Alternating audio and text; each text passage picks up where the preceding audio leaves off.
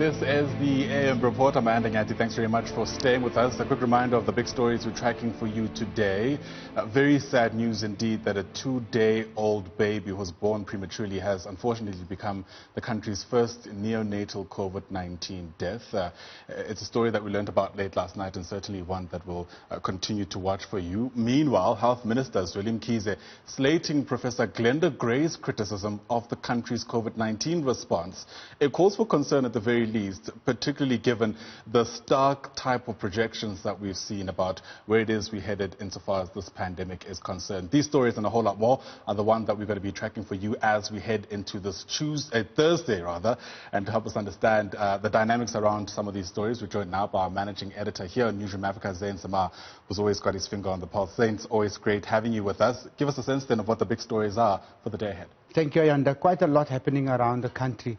We'll be tracking and covering quite a few online briefings, which is becoming the norm, as you know now, including Parliament. So lots of portfolio committee briefings in Parliament, including a lot of briefings. The first briefing is the one by the Health Minister, who is holding another virtual briefing with COVID modelers, as they call themselves, doing lots of projections. The last projection, which was made about 2 days ago, giving and painting quite a bleak picture with their projections at the worst case scenario being 40,000 deaths and over 1 million infections. So quite interesting stats coming out of there. We'll obviously unpack some of those issues.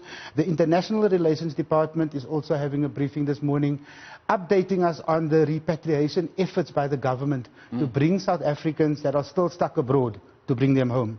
As well as a very important one following, especially off the back of Angie Motshekga, Basic Education Minister's briefing.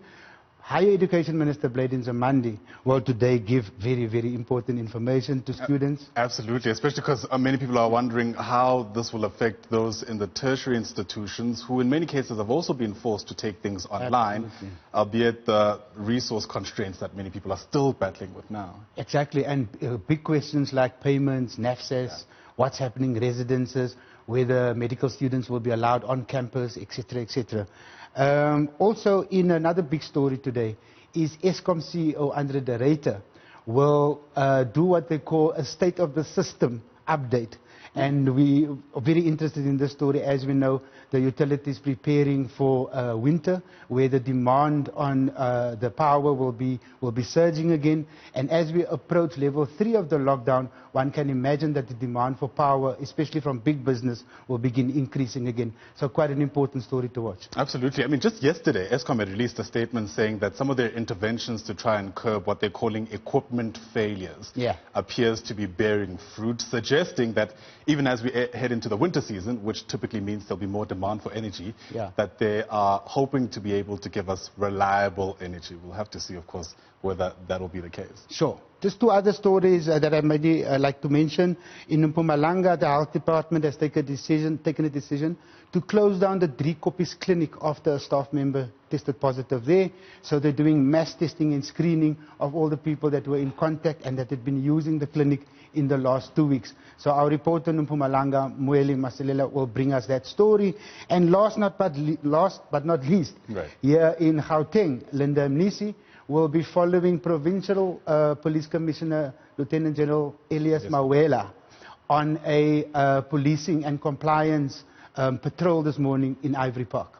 Fantastic stuff. All stories worth watching, as is always the case. Let me thank you for now. Zain Semaar, our Managing Editor here on Newzroom Afrika.